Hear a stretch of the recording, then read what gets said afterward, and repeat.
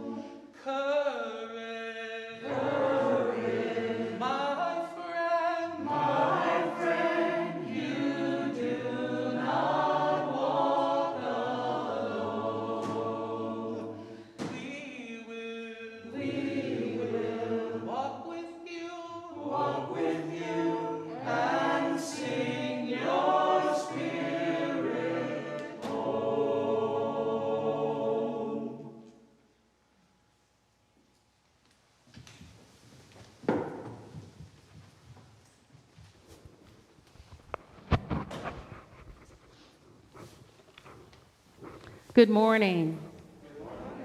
Welcome to the Unitarian Universalist Fellowship of Gainesville, Florida. I'm Erin Parrish, a member of this congregation. I'm on the worship team, and I'm a board trustee. Remember these leaves from last year? You got them in the mail? Well, we're on December 5th. We're going to use them to put together a mandala. So if you need a leaf, you can see Liz or Samara. We acknowledge Timucua, Seminole, and all other indigenous peoples who lived and thrived on these lands since time immemorial.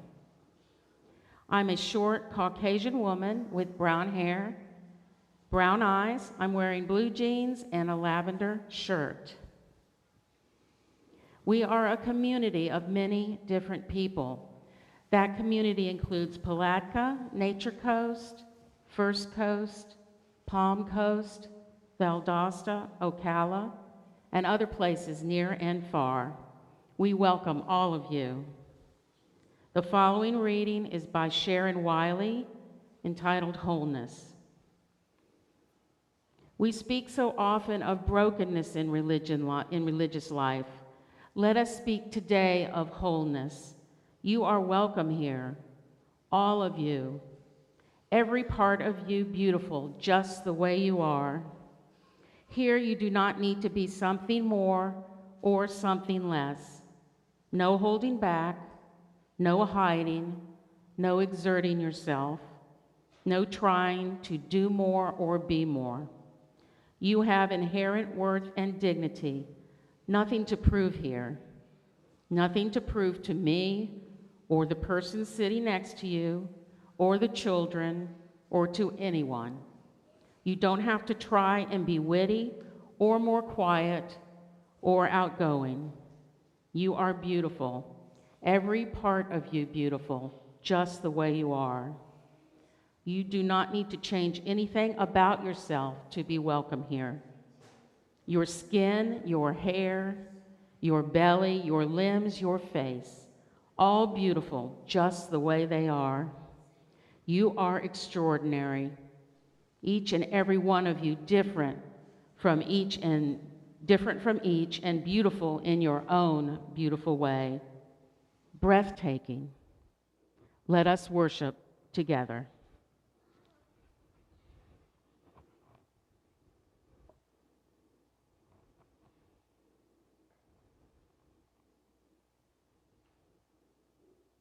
And now we'll light the chalice. At times, our own light goes out and is rekindled by a spark from another person. Each of us has cause to think with deep gratitude of those who have lighted the flame within us.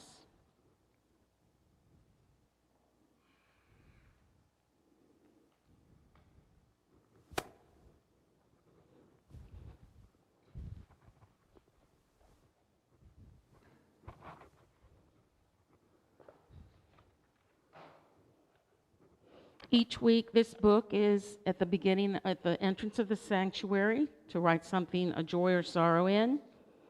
People at home, you can go online, write something in the chat, or email us. Joanna Lowenstein writes, after a year and a half of job insecurity, I've just been offered a hard money job and we will be able to stay at UF and in Gainesville. That's great. And Reverend Christy writes a joy. My sister's surgery went very well. She is spunky and optimistic. Thank you for all the good energy.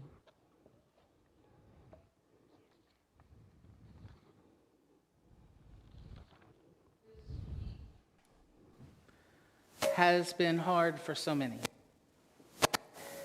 And I cannot fail to mention the Rittenhouse case in Kenosha, Wisconsin, that brought a verdict of not guilty. Didn't come as a surprise, right? And what it did was it allowed for martial law to be taken into any individual's hand against any other member of this country. And so we await other victories that may not come because of 400 years of oppression, 400 years of othering. We are living with a system that is not really failing, but serving those it was meant to serve.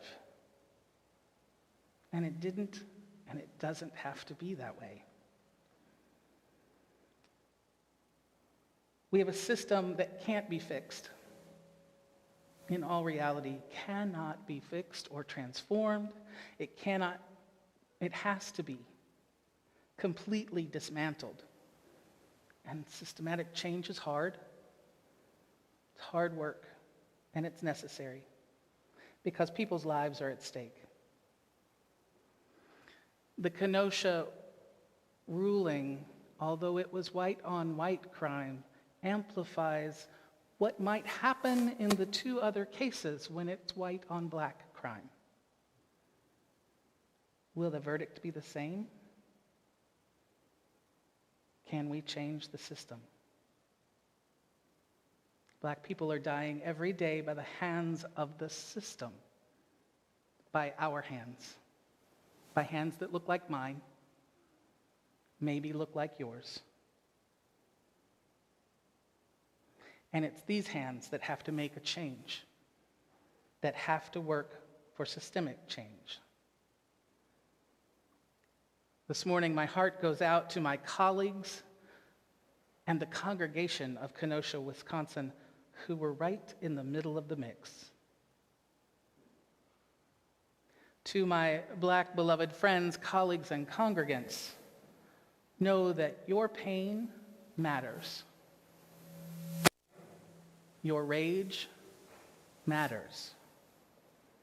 Your life matters.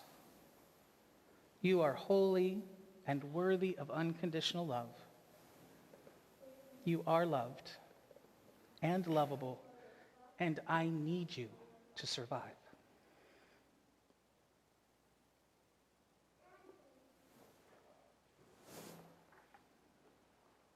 Reverend Mr. Barb Grieve will now say a prayer for those transgender people who have lost their lives to anti-transgender violence.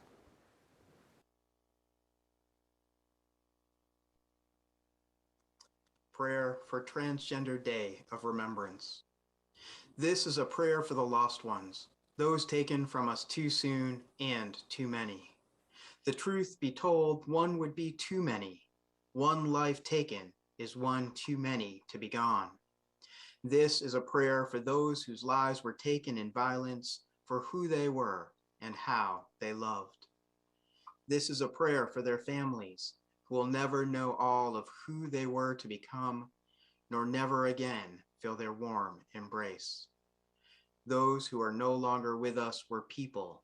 They were our siblings and parents, our children, co-workers, and lovers. This is a prayer for the lost ones, beautiful human beings who once occupied this earth with love, humor, anger, frustration, and fear, who are no longer with us. This is a prayer for those who are now our ancestors.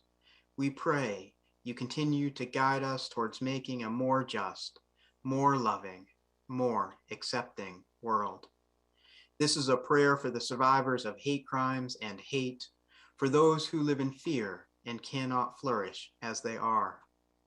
This is a prayer for the survivors whose lives have been impacted by violence and hate.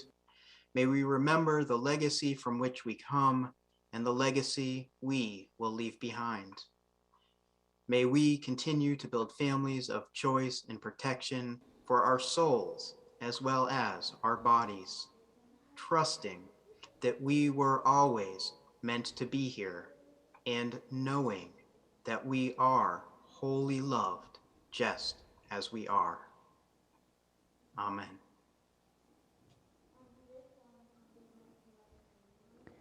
You are now invited to come up and drop a stone, and please social distance.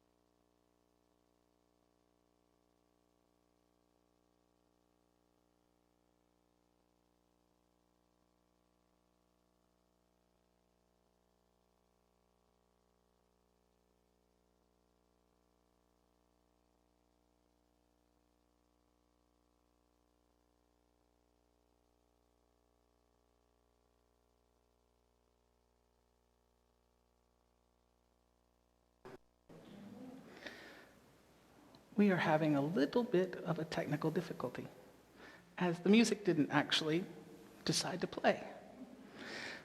So we are going to move on with our morning. I am the Reverend Christy Lunsford, and I use they, them pronouns. and I serve this fellowship as settled minister.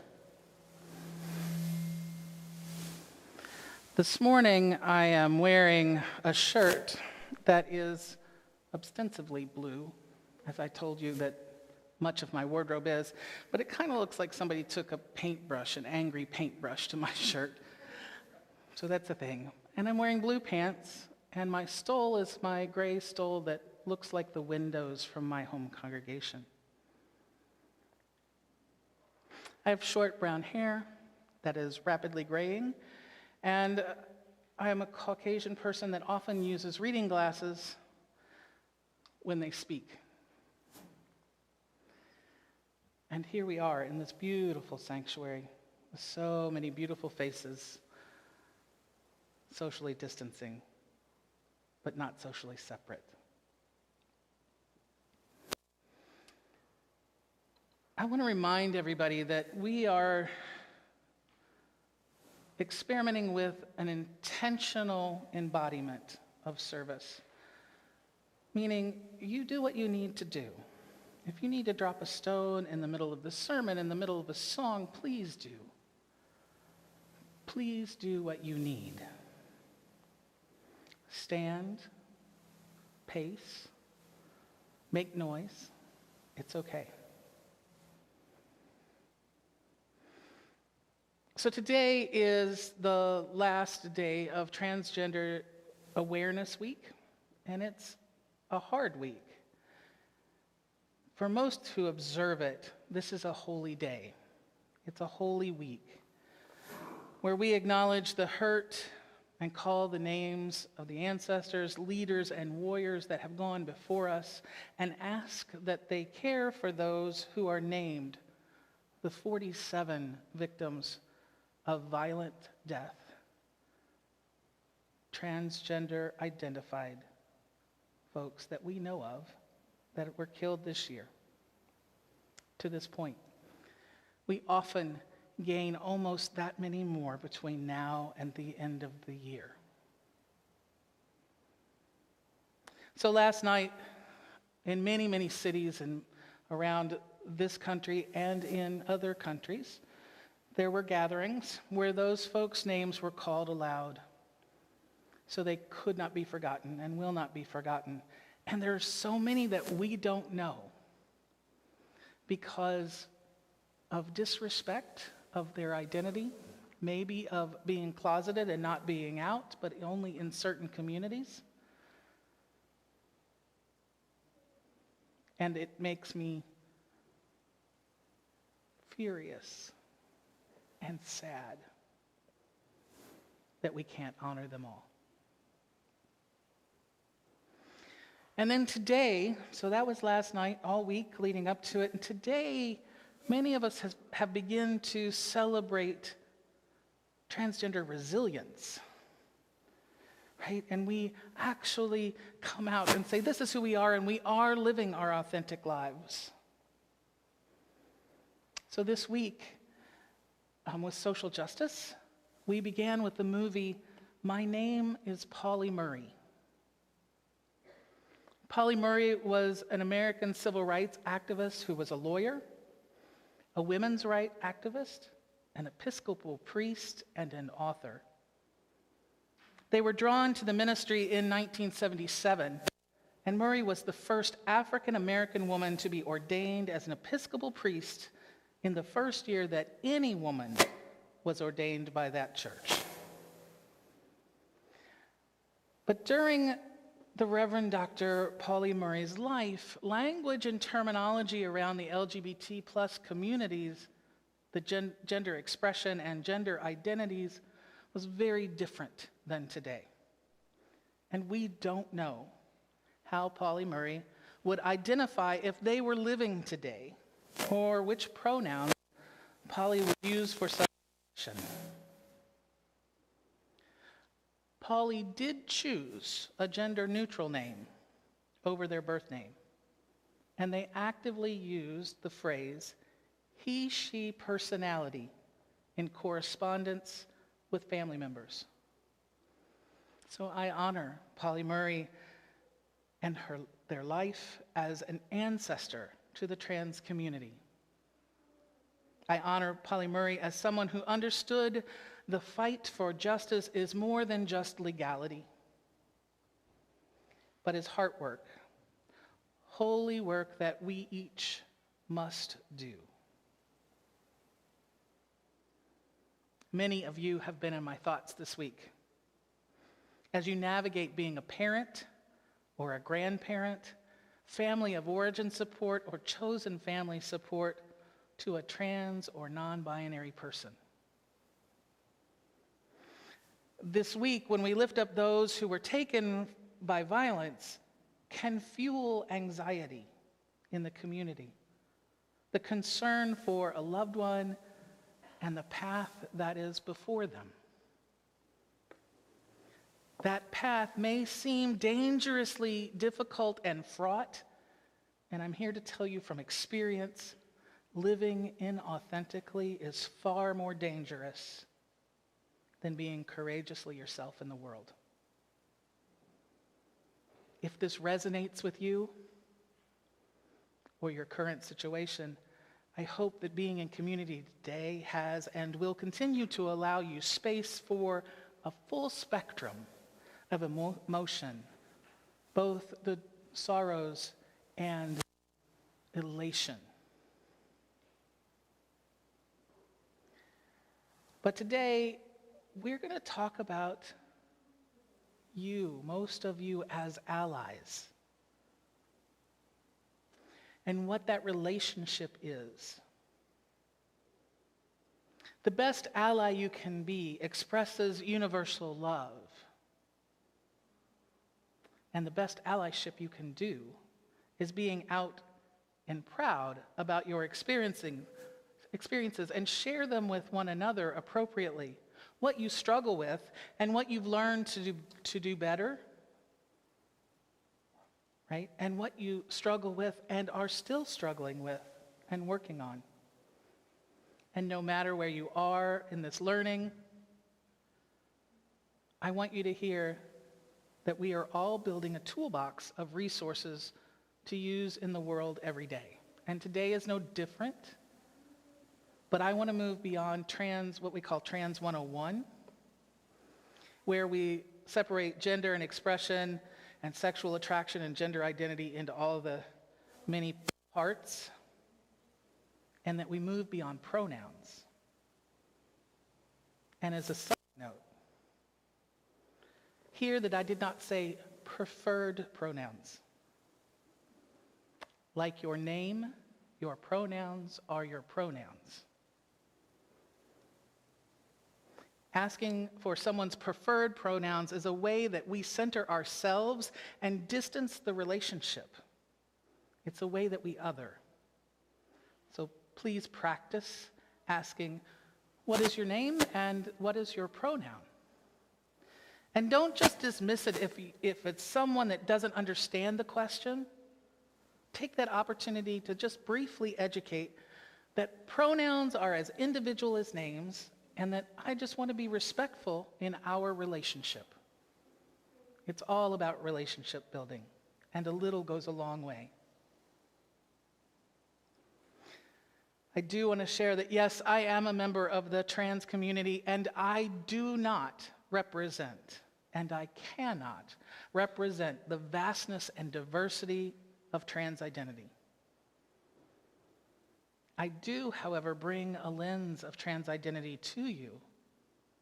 And here's what might be surprising for many of you. I too have to study. I have to work on learning how to be with others in the trans community.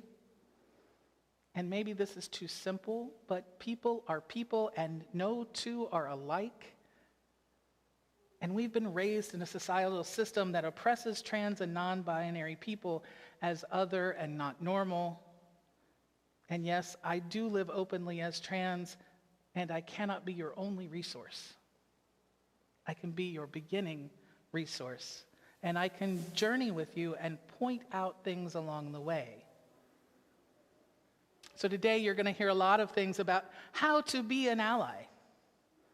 Ways that we affirm the trans community as whole and whole.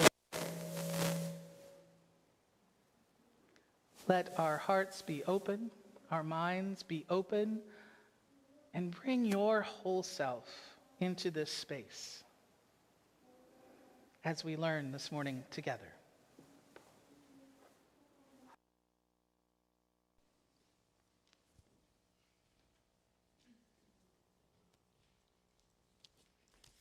Good morning. My name is Heather Arata. I am the Director of Lifespan Faith Development here at UUFG, and I use she, her pronouns. And today we are continuing our theme of nonviolence that we've been discussing this month. And as you think about allyship, and as you think about how you may show up for your LGBTQ plus folk, I suggest that you actually show up. And this book we are going to read this morning gives you some handy tips if you're going to a march.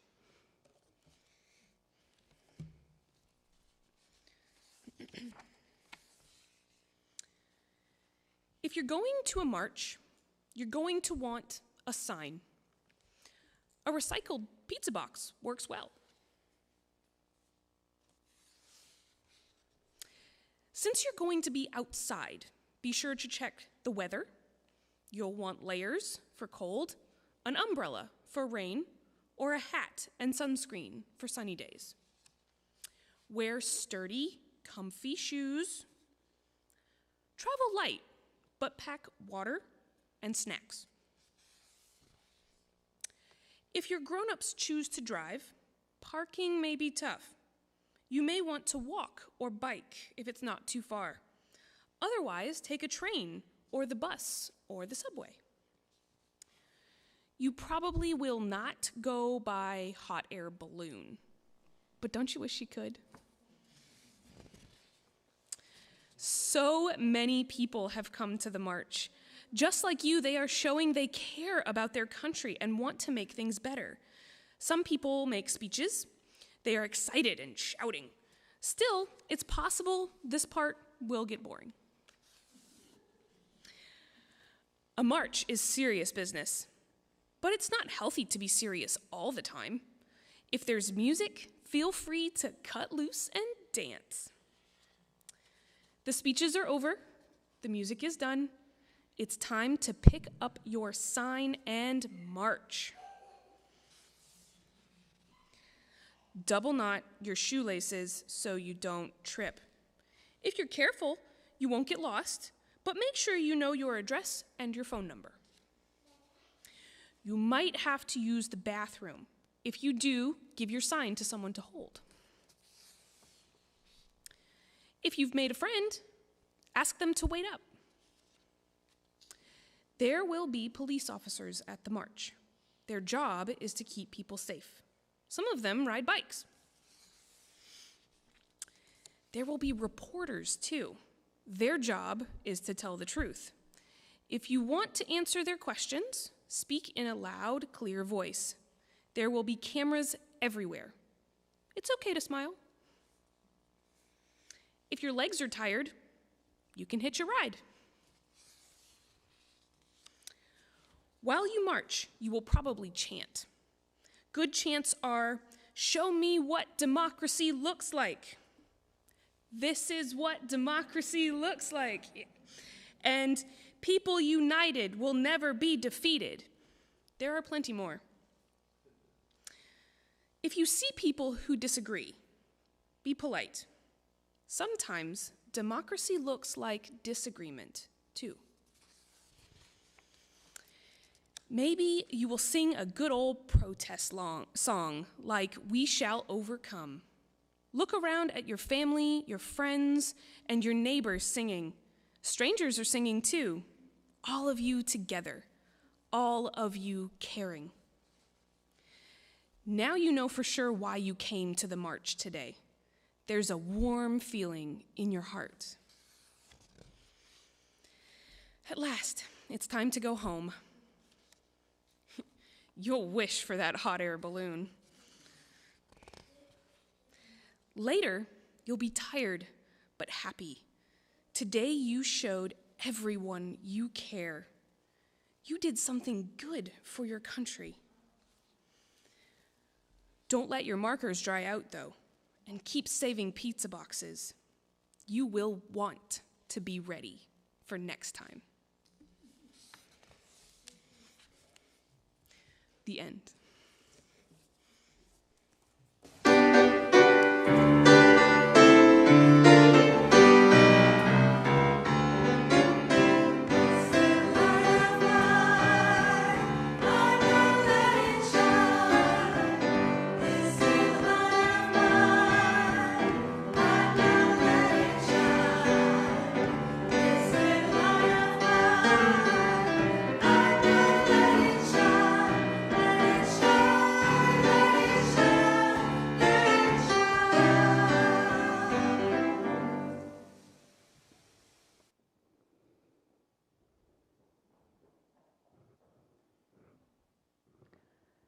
This is Share the Plate Sunday. All undesignated offerings will go to Food for the Kids backpack program. They partner with schools to identify at-risk children. They collect the food, pack it into the backpacks, which are distributed to kids for the weekend, and then the kids return the backpacks to get them at the end of the week. The ushers will be going around with the baskets, and you folks at home can give several different ways. Those will be posted on the screen. The offering words are from John Saxon. A religious community is like a river formed from the many streams of our lives that meet and merge and flow into the sea. As members and friends of this religious community, we share our time and energy, our creativity, imagination and vision, our talents, skills, and gifts, and the streams of our individual lives to create a river that is both deep and broad. A river that is made of many streams, sustains life, and refreshes the land through which it flows. But the river of this community also depends on our shared financial support that makes real our shared values and vision. We will now receive an offering for the support of this religious community and its work in the world. You are invited to give generously and joyfully as you are willing, and it will be most gratefully received.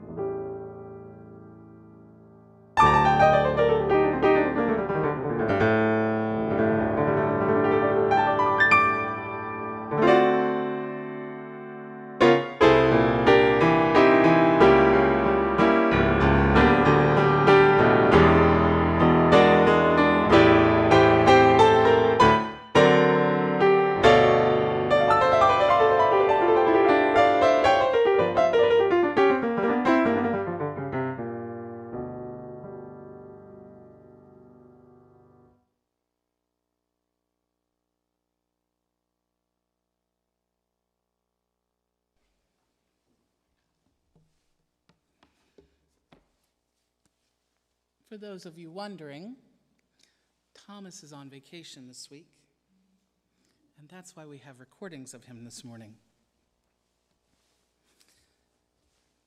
He will be back next week and with us on through until Christmas. He'll play Christmas Eve and then take his leave. So if you've come to hear Thomas and you want to talk to Thomas, we are having an outdoor hymn sing for everyone, because I know it's really hard to sit in this room and not sing. We'll do that outside and pair it with a going away party with him coming in December the 12th. So, as long as we're talking about music, our hymns today are what I would consider the new protest songs. It's what's being sung in the streets. There are many, many new voices who are writing what I consider maybe even to be a little more difficult protest songs. Although, like Heather said, you will still hear We Shall Overcome, and some of the others you will get This Is What Democracy Looks Like. But we have to learn the new stuff being created so that we're comfortable, so we feel like we can go, right? So we are looking at all the ways that we can participate. And if you were to go to a protest, a march, a rally, whatever they want to call it these days, there are different forms of civil disobedience that are being used. And I would ask that you listen to those who are in charge of the gathering. Listen to what it looks like when you have skin color that is pale and white like mine. Listen to what harm might be happened if we get too forceful against the police. The retaliation may come back on our black colleagues or our Latinx colleagues who may be leading. And if you're not able to get in the streets, that's okay. There's lots and lots of other work to be done. And we can do some of it right here, right? So it's not enough just for us to welcome people in. It's not enough for us to assure people in the community that we are welcoming and that we are actively making space. Let me explain what I mean when I say making space. It has nothing to do with the number of chairs in the room. We have enough, right? But to make space is to make space in your heart and in your mind. It's getting beyond the intro level classes and getting into practical application, overcoming your fear. So practical application. You might wonder how you do that. So have you ever bought a book for a child as a gift or to have in your home for when they come over? Do you send books to children in your life that already makes space for trans identity, for people who are not bipedal modal, so wheelchairs or scooters or whatever, or for people of color? How many of you actually read books to children? When you do that, do you ever try to change the pronoun that's written in the text, right? Try changing that pronoun in a way to make space, right? And it's not easy, right? You might be surprised, though, if you talk to that person that you're reading to, that young person in your life, they might find it kind of cool to help you read the story from a different perspective. And then you can have a conversation with them about how that changes the story. What does it actually lead them to think about? And know that our children are far more versed in gender diversity than we are. And they're happy to share. How many of you remember the song, "You've Got to Be Carefully Taught" from South Pacific, right? The lyrics, "You've got to be taught to hate and fear," right? Or the song, "Children Will Listen" from Into the Woods. Those lyrics, "Careful the things you say, children will listen. Careful the things you do, children will see and learn." Your engagement with the young people in your life will have an impact.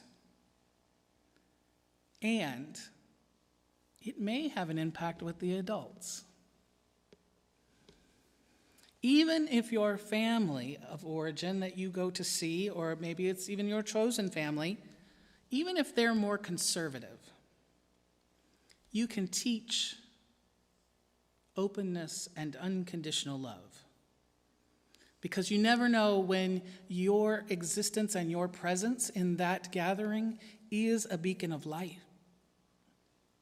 It may indeed save a child's life. Shifting gears a bit. How many of you either grew up in or attended a Christian church before you came to the Unitarian Universalists? That's a lot of you, right? So, how many of you had to really almost totally reject that Christianity because you can't fit into that theology that you were taught there? Still a fair amount, right? Often the Christian theology that we know and is perpetuated widely, whether or not you were raised in the church, you got, is a conservative version that promotes what is known as the clobber passages. They're the passages used to condemn and other and to stir up the hate, right? Because we have to be afraid of the other, so we have to hate them. But it doesn't have to be that way. So when you talk about the search for truth and meaning, we're saying that the scriptures, whether the Bible, the Quran, the Tao Te Ching, Mary Oliver, and any text you consider sacred, has space for you, for your own connection. It has space for you to see yourself and to love yourself. So I want to share a little bit of what that might look like or sound like and feel like when we theologize, which I don't think is a real term, but I'm using it, theologize in a transgender way. The Trans Lord's Prayer was written for Central Congregational UCC Atlanta, Georgia, for their Pride Sunday worship service in 2016. And so now that you in the room who grew up in a Christian context will probably have an expectation of the Lord's Prayer. And for those who still utilize it, you will have an expectation of the Lord's Prayer. And I want to acknowledge that when we say the Bible, right? There are actually many, many interpretations of the Bible where people have put lenses and lenses and lenses, and they read themselves into the scriptures. And that's exactly what this is. So I ask that you give yourself space not only to hear the prayer, but to see how there is room in any text for you, your whole being. We will display the King James Version on the screens while you listen to the words of the Transgender Lord's Prayer. Our Father and our Mother, our beloved parent, in whom we move and breathe and have our being. The hallowing of your name shines forth in the diversity of your children. May your peace and love, justice and equity, inclusion and belonging reign here on earth as it is in heaven.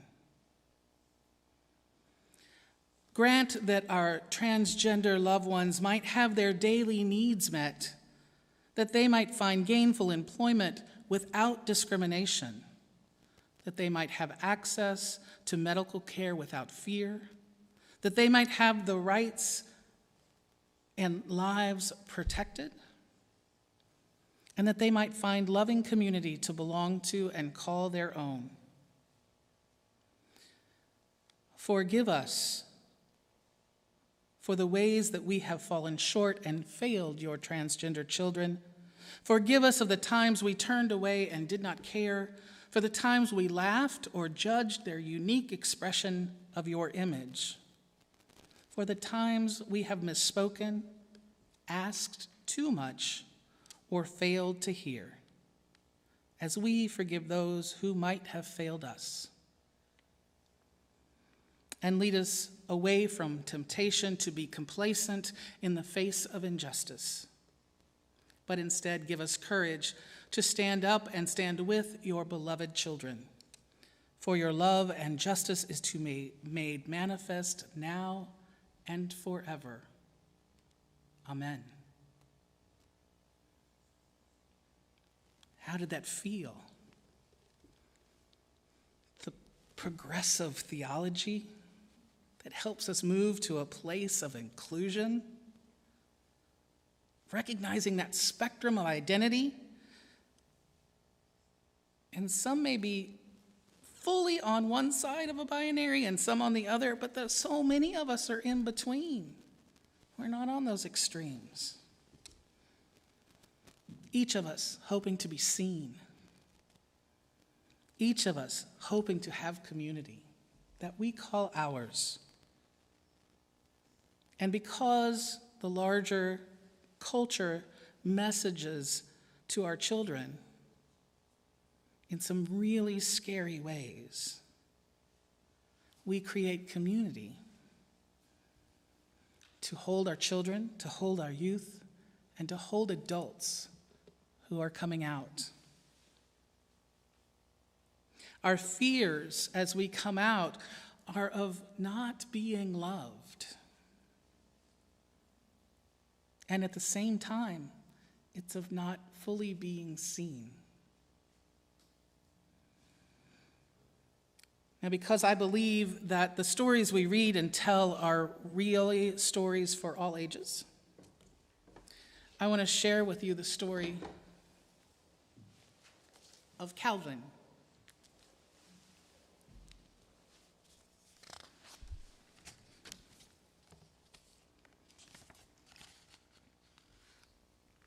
For as long as I could remember, I knew I was a boy. I'd draw myself with short hair and a shirt like Papa's. I dreamed about swim trunks like my dad and my brother wore. I didn't tell my family until the night before our summer trip to Gigi and Papa's. I was scared they wouldn't believe me, but I knew it was time to be me.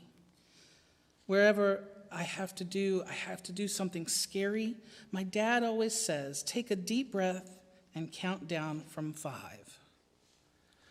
Breathe in, breathe out. 5, 4, 3, 2, 1. I'm not a girl, I told my family. I'm a boy. I'm a boy in my heart and in my brain.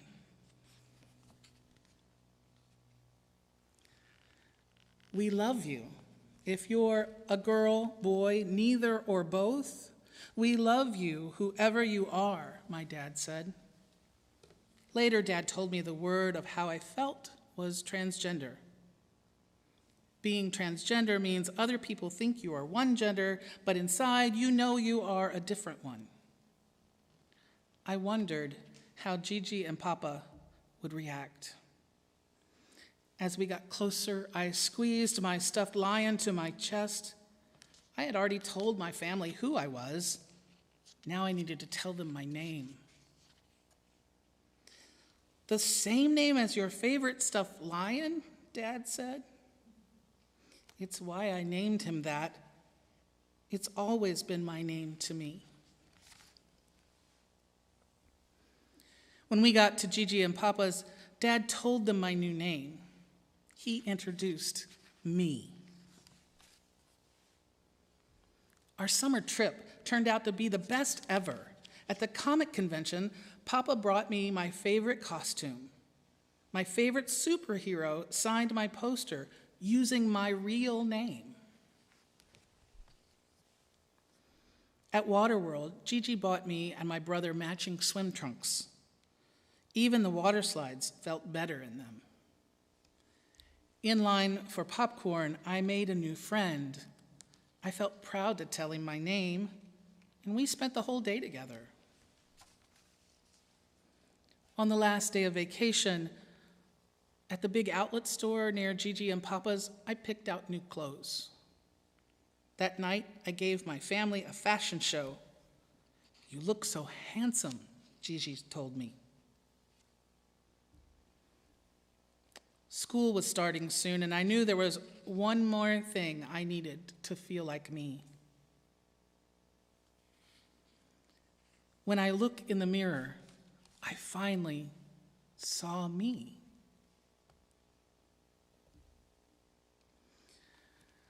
Dad said there were other transgender people in the world, but I didn't know any kids like me at school, and school started next week. Being the only one felt scary. How would everyone treat me? What if my friends wouldn't call me he? What if?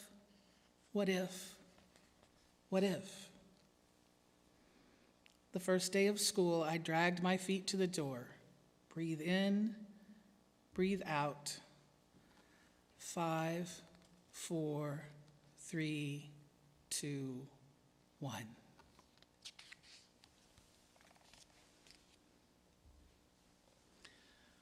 "Welcome back to school. We're glad you're here." When the principal said my name, I felt safe and happy. Violet skipped up to me, calling out my new name too. "You know my name?" I asked. "Yep, your dad told my mom you're a boy now." "I've always been a boy inside. Are we still friends?" "Yes. Did you bring your jump rope for recess?"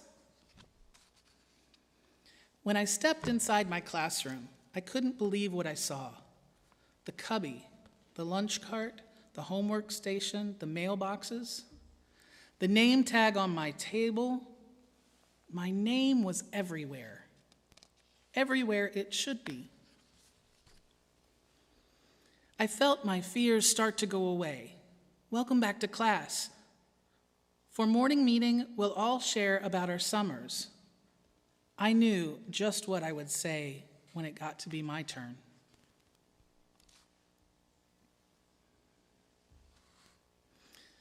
I stood up proudly to share my summer story. First, I introduced myself. I said, "Hi, my name is Calvin, Calvin." And I felt my what-ifs melt away. The end.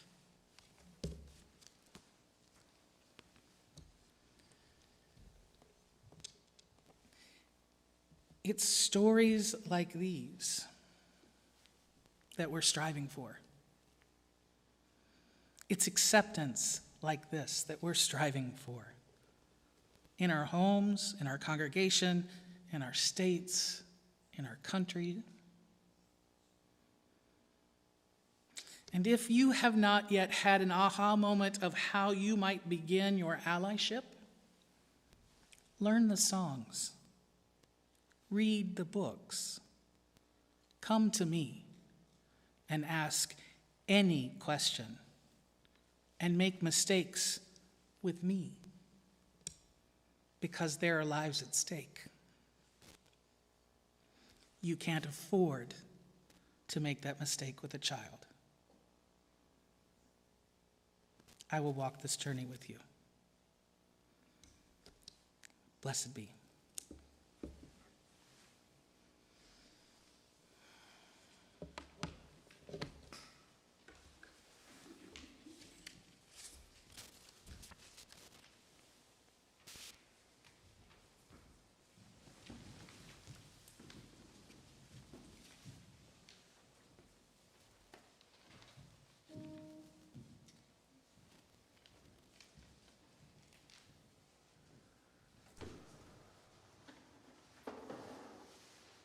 We rise, humbly hearted rise, won't be divided, rise, with spirit to guide us, rise.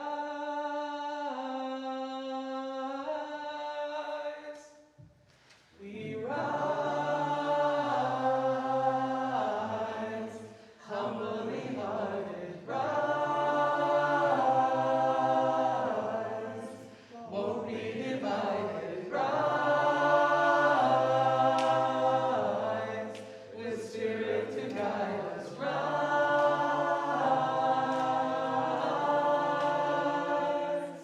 In hope, in prayer, we find ourselves here.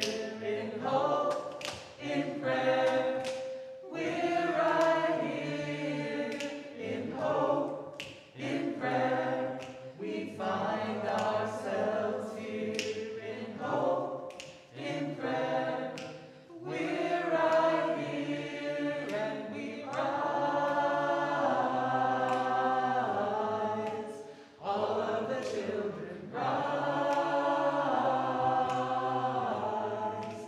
elders with wisdom rise, ancestors surround us rise.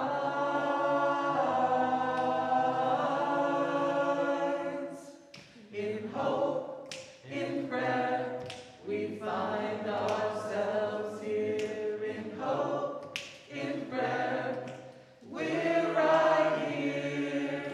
In hope, in prayer, we find ourselves here. In hope, in prayer, we're right here. And we rise up from the wreckage, rise with tears and with courage, rise, fighting for life, we rise.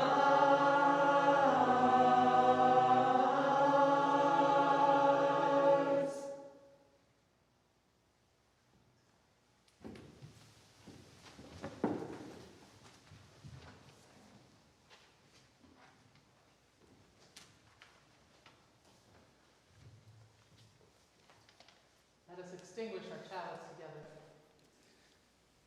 We extinguish this flame, but not the light of truth, the warmth of community, or the fire of commitment.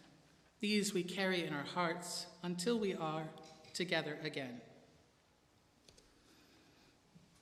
As we leave this morning, carry with you these words from Sam Ames.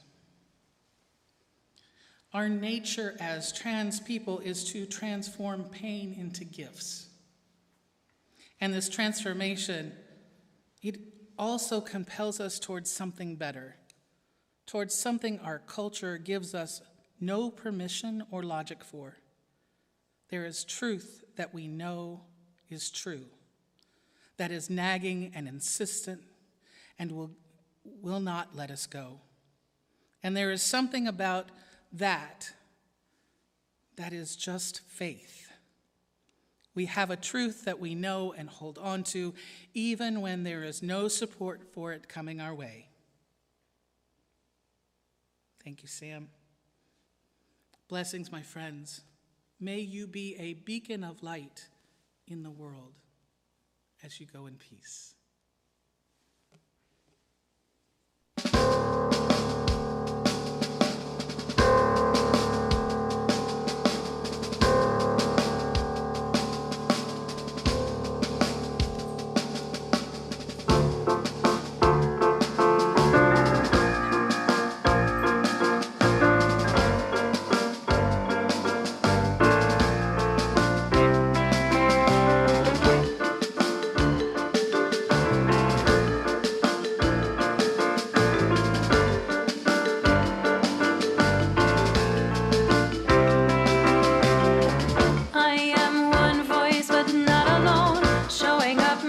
choice